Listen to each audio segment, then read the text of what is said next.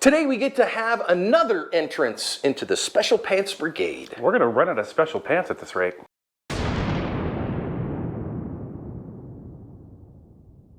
Hi everyone, welcome to today's bonus badge cam lesson here at Active Self Protection. I'm your host as always, John Correa. And I'm your co-host, Mike Williver. Today's video comes to us from Tacoma, Washington. Wilderness Tactical has been around for longer than the gun you're carrying has been, and they have been making high quality products for concealed carriers for literally decades. I wear their low pro belt every year. The webbing is the best in the industry, and I won't wear anything else. If you're looking for a good CCW belt, check them out. We start with some surveillance footage of officers showing up for a domestic. The guy that we're gonna see here apparently was beating his nephew, and officers are showing up to deal with him. Stop calling me. Stop calling me by my fucking name. We ain't friends, so don't call me by my fucking name. Yeah, all right, you little bitch-ass motherfucker. Saw him go in the house there. He is heading towards the house now, that he is going to back away from these officers and decide that he is going in the house to go get his guns. And the officers do know that he has guns in the house, so they're going to set up a perimeter, kind of go outside. You see there that this is the place where the guy goes into his car. Let's listen in. Let me see your hands, man. Come on, talk to me. He's over here in the alley. Do not get in the car, man. Do not get in the car. Do not bring your hands out of that car.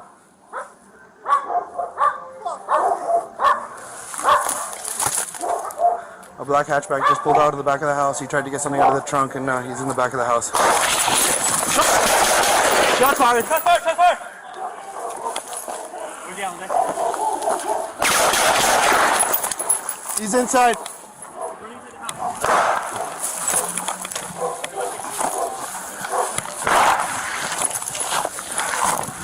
Shots fired. Get me units. After that initial volley of shots fired, you're going to see the officer kind of take a peek here, and then he is going to reposition himself to a safer location where the guy's not shooting at him to try to contain him, but it's not going to work. You see the guy actually leaves the place and starts to run off while reloading his rifle. And now what you're going to see is on screen, you can see where Officer Hobbs and Officer Figueroa were trying to keep this guy located, but he gets out on the bottom. We have another officer, Officer Munn, who's arriving. Let's listen in on his badge cam. I think he's pushing east, so watch on your left side down there, guys. Alright. Just come in, watch Madison. Incoming to watch Madison. You walk back outside the house, and then a backpack on.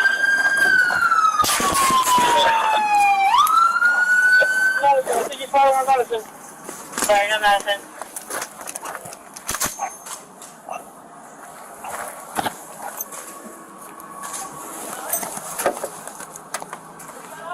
Alright, be reloaded. Reloaded. Are those shots coming from the outside? I don't know. X-ray 316, shot fired, suspect's down. He's on Madison, just south of 67. I'm on you. On Madison, off the 60. Hey, move up using cover, move up using cover. The coroner's report in the description says that this guy was shot twice. One was self-inflicted, one was inflicted by Officer Munn. The coroner determined that the shot from Officer Munn was the fatal shot. This guy took the sidewalk temperature challenge, and we are gonna think about lessons. Mike, he didn't even spill his coffee. Literally, wow. Hey, if you're not listening to the Asp podcast, I gotta tell you, you're wrong. Mike, just incredible guests lately. Yeah, absolutely killing it. No, I'm not killing it. The guests are killing it. Andy Brown, the hero of Fairchild Air Force Base. I mean, you got to check it out. It's really good stuff. All the major podcasting platforms. Mike, these domestic disputes are just always very, very tough stuff. And I think when the guy goes back to the house, your typical is going to be surround and call out. Like, just wait him out rather than try to bust down the door of his house. Especially if you know he has numerous firearms inside, which is his God-given right. But if he's in the frame of mind he's in, you can tell that he's in right now. Domestic, I know it sounds like a broken record, the most dangerous call you can go on, statistically speaking, because you are intervening between two very passionate people. And in this case was no exception. He goes inside and decided to bring out a firearm. Yeah. And now, listen, the officer gave him plenty of commands here. You know, hey, don't go in the car, blah, blah, blah, whatever. Listen, I think you got to recognize, if I got to get this rifle in the fight here, that this is going to be your best shot. If this guy's doing things that needs to get shot, it's only going to get more complicated from here. So you've got to see enough with that dot. And if you're going to have a patrol rifle, I really want to say, man, you got to practice with it. You got to train with it. You got to be really good with it. And if you can afford it, get a magnifier. Magnifier might have helped in the situation. I'm just saying it's a possibility. They're not cheap, but very worth it. You know, John, hopefully every major agency in the country has a vigorous patrol rifle program. It's so important, and this video is exactly why it's so important to have a number of officers or deputies in the field at all times with a long gun in case something like this comes up, because you're not trying to face this guy down with a pistol if you don't have to. Well, and he's standing kind of in no man's land here. You know what I mean? He's kind of in the middle of the alleyway here. And listen, I get it. If you looked, he was just moving a little bit. And I don't blame him for moving at all. Dude's coming out with a gun and shooting at him. I do think for most people, standing and delivering here and delivering accurate fire, the best cover is a wall of lead. And so getting that hit, super critical. Yeah, and accuracy is super critical as well, because we just don't, I can't tell from this image, obviously, what's behind it, but there could be people in houses. So you need to make that first shot count. The second and third shots, if the first shot misses, are frequently no better than the first one. So the first shot's your best shot. Yeah. Now, I'm going to get it here. The officer is going, man, I don't know what this guy is doing. I don't want to be in the same spot. You saw him rip off a couple more rounds there, almost as cover fire, like trying to get away from the guy. And I don't blame it, but don't show up in the same location again. That's a pretty big issue because, you know, as Pat McNamara says, people are pre-programmed to pick up patterns of predictability, right? And so I like that he kind of gets down here, but when you go to reposition, man, it's time to think about, hey, wait a minute, I need to get out of the area. Now, the challenge, of course, is now you've broken containment. And our Perp is broken containment. Now we have a mobile killer on our hands. Yeah, and that's not great. I could almost hear that officer's thoughts. I kind of feel bad for him. He's in a crap spot. He's out in the middle of wide open space. There's no really good cover. There's only barely concealment. The AR-15 is not going to be stopped by some shrubbery. So he's just trying to work out in his head, what the heck do I do next? Where do I go and how do I get to a place where I can cover off on this guy? And sometimes the perimeter breaks down. Sometimes it's not possible to maintain a perimeter. You don't have enough officers for whatever reason. Happens. And so this guy breaks containment, and now he's already shown a propensity for violence with his significant other. He's shown a willingness to use a firearm. He's got a rifle in his hands. He's reloaded.